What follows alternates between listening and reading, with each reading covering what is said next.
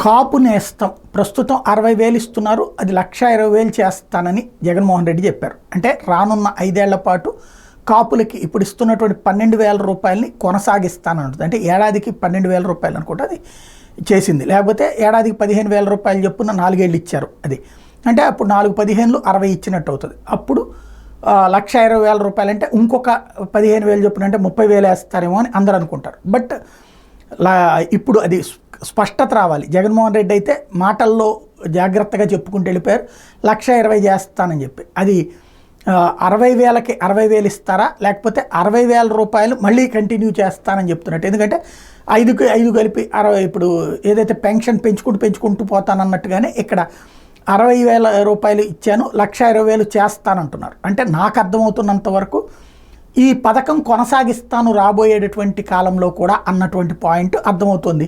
లేదు ఏడాదికి అంటే ఇప్పుడు 1,20,000 చేయడం అంటే అప్పుడు 5 ఏళ్లలో దగ్గరగా 25,000 ఇచ్చినట్టు అవుద్ది. అది చేస్తారని నాకైతే అనిపించట్లేదు.